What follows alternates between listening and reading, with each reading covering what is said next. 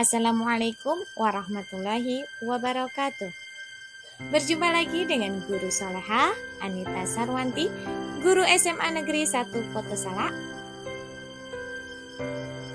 Nah, dalam kesempatan ini kita akan membahas materi PAI kelas 12 yang berjudul Indahnya Membangun Mahligai Rumah Tangga.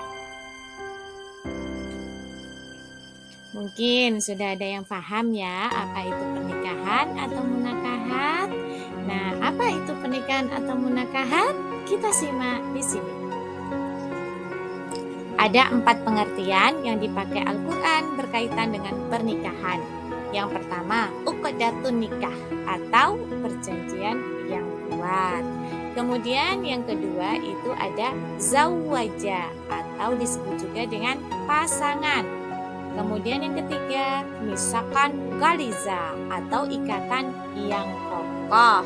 Kemudian yang keempat itu ada mawaddah warahmah atau kasih sayang yang dirahmati. Nah, itu pernikahan menurut pengertian dari Al-Quran.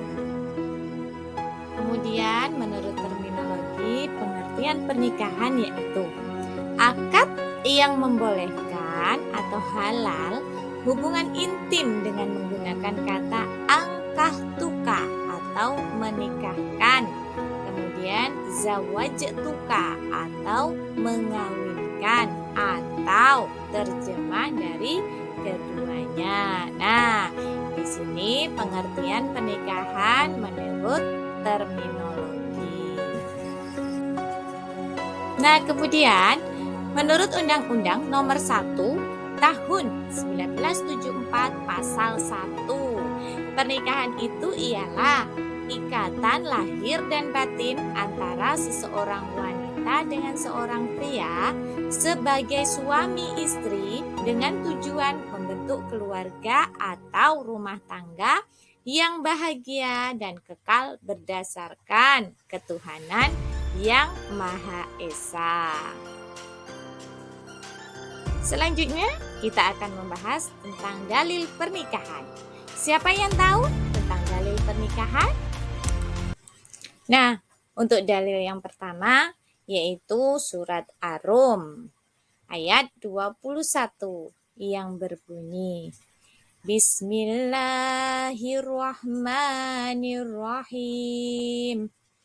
Wa min ayati an khalaqalakum min anfusikum azwajan litaskunu ilaiha wa ja'ala bainakum mawaddatan wa rahmah inna fi dzalika laayatil liqaumin yatafakkarun.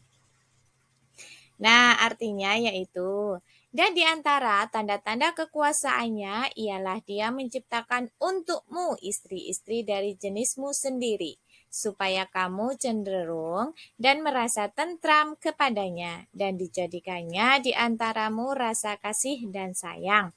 Sesungguhnya, pada yang demikian itu, benar-benar terdapat tanda-tanda bagi kaum yang berfikir. Nah, ini dalil yang pertama tentang pernikahan. Kemudian dalil yang kedua yaitu surat An-Nur ayat 32 yang berbunyi Bismillahirrahmanirrahim. Wa ankihul ayama minkum wassalihina min ibadikum wa imaikum iyakunu fuqara ayughnihimullahu min fadlih wallahu wasi'un alim. Yang artinya, dan nikahkanlah orang-orang yang masih membujang di antara kamu, dan juga orang-orang yang layak menikah dari hamba-hamba sahayamu yang laki-laki dan perempuan. Jika mereka miskin, Allah akan memberi kemampuan kepada mereka dengan karunia-Nya. Dan Allah Maha Luas pemberiannya, Maha Mengetahui. Selanjutnya dalil yang ketiga yaitu hadis riwayat Baihaqi yang berbunyi Bismillahirrahmanirrahim.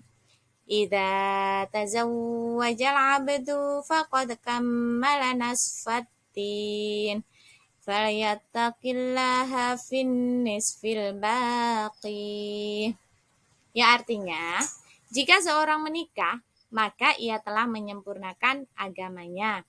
Karenanya bertakwalah kepada Allah pada separuh yang lainnya. Yaitu di sini nikah itu sebagai penyempurnaan agama. Nah, ini dalil yang ketiga tentang pernikahan. Selanjutnya kita akan membahas tentang tujuan pernikahan. Nah, tujuan yang pertama dari pernikahan itu adalah tercapainya ketentraman hati. Jadi menikah itu dapat menenteramkan hati. Tujuan yang kedua dalam pernikahan itu yaitu untuk mendapatkan keturunan. Jadi dalam menikah itu tujuannya juga untuk mendapatkan keturunan. Tujuan pernikahan selanjutnya yaitu sebagai alat kendali bagi manusia. Tujuan menikah selanjutnya yaitu mewujudkan keluarga yang bahagia dan sejahtera. Tujuan pernikahan selanjutnya yaitu memenuhi kebutuhan seksual yang halal. Nah, ini ya, tadi adalah tujuan dari pernikahan. Untuk bahasan selanjutnya, kita akan membahas yaitu tentang hukum pernikahan. Nah, hukum pernikahan yang pertama yaitu wajib. Nah, bagaimana hukum itu bisa wajib? Nah, apabila nafsu mendesak, mampu menikah, jika tidak menikah, dia berpeluang untuk jatuh ke dalam zina. Kemudian, hukum yang kedua yaitu sunnah. Nah, bagaimana? Kok sunnah? Nah, di sini apabila dia telah mampu untuk memberi mahar dan penghidupan kepada calon istri, akan tetapi mampu mengendalikan nafsunya sehingga tidak takut terjerumus ke dalam perbuatan zina. Hukum yang ketiga yaitu mubah atau boleh. Nah, di sini apabila seseorang itu melakukan pernikahan namun belum ada alasan yang mendesak. Selanjutnya, hukum pernikahan itu bisa makruh. Nah, di sini apabila seseorang itu belum mampu melakukan pernikahan tetapi mampu mengendalikan diri dari tuntutan nafsu seksual. Kemudian hukum yang terakhir dalam pernikahan itu dia bisa haram ya. Nah, kenapa? Apabila nafsu mendesak, belum mampu memberi nafkah dan merugikan istrinya. Nah, itu tadi adalah pembahasan tentang indahnya membangun mahligai rumah tangga. Nah, di sini tadi sudah dijelaskan tentang pengertian pernikahan, kemudian tujuan pernikahan, dan dalil pernikahan, serta yang terakhir itu ada hukum pernikahan. Semoga bermanfaat untuk kita semuanya. Oke, saya Anita Sarwanti undur diri. Bila ada kata-kata yang salah, saya mohon maaf yang sebesar-besarnya. Saya ucapkan terima kasih. Assalamualaikum warahmatullahi wabarakatuh.